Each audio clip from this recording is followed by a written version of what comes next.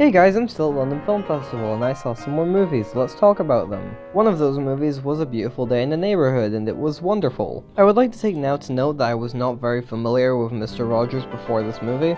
I mean, I knew who he was and why everyone loved him, but I'd never seen his show since he isn't as big here in the UK as he is in America. This lack of knowledge was also why I didn't watch the documentary Won't You Be My Neighbour despite the critical acclaim, and quite honestly I did not even intend on seeing this movie at the festival at all. That was until I did my research and found out the movie was directed by Marielle Heller, who directed Can You Ever Forgive Me? Now, Can You Ever Forgive Me was one of the films I saw at the previous year's festival and I thoroughly enjoyed it. So because I was interested in this director, I decided to check this movie out at the festival. And as you can probably tell at this point, I'm very glad I did.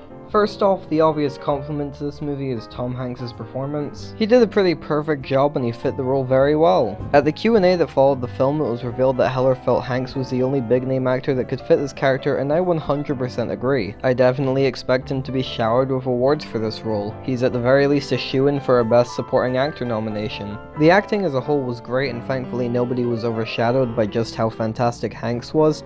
Another obvious compliment is the production and costume design. The filmmakers did a great job making everything feel real. The work put into the miniatures was especially impressive. I really like the script of the movie. I do wish it was easier to empathize with the protagonist, but the film did get there eventually. Outside of that, I didn't really have any issues with the script for the film. The story was compelling and I really found myself caring about the people on screen. The film does a fantastic job at making Mr. Rogers lovable. I enjoyed the cinematography, ignoring the occasional shot-for-shot scene. The musical score was very good. All in all, it's a very entertaining and heartwarming movie that I would highly recommend. Even if you don't know a thing about Mr. Rogers, you're very likely to enjoy this movie anyway, and I am proof of it. And I'm giving A Beautiful Day in the Neighbourhood an 8 out of 10. It is closer to a 9 than a 7, but I'm giving it an 8. Next I saw Ende Dein Anfang, which in English means My End is Your Beginning, but the English title is Relativity, I guess? Anyways, this movie is kind of boring and pretentious. The film admittedly starts off pretty strong, the opening shot is great, the atmosphere around the opening of the movie is very tense and unnerving, everything feels way too perfect and you can just tell something horrible is going to happen, and then that thing happens and after that the film doesn't really know what to do from there. There on out it has some good scenes and good acting, but it is severely dragged down by the abysmal script and the awful structure. The characters are not interesting at all, the dialogue is embarrassingly awful, the story is unbearably predictable and completely uninteresting. The only parts of the story that stood out to me were the parts that were so stupid it was actually kind of impressive. This is one of those movies that really wants to be much smarter than it is, and without spoiling anything, it is nowhere near as clever as it wants to be.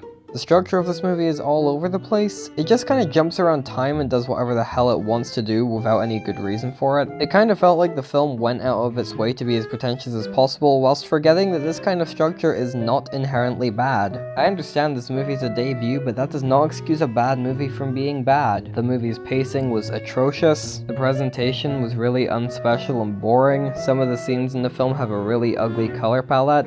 Overall, it's just a really bland and bad movie, and I would not recommend it at all. There are much better ways to spend an hour and 51 minutes than watching this movie. And I'm giving Ende Dein Anfang a 3 out of 10. It's closer to a 4 than a 2, but I think it's a 3. I'm almost done at the London Film Festival now, so stay tuned for one more video about it, and then I'll be back to normal content. That's the end of this video. Like, share, subscribe, and bad outros, and I'll see you in whatever I do next.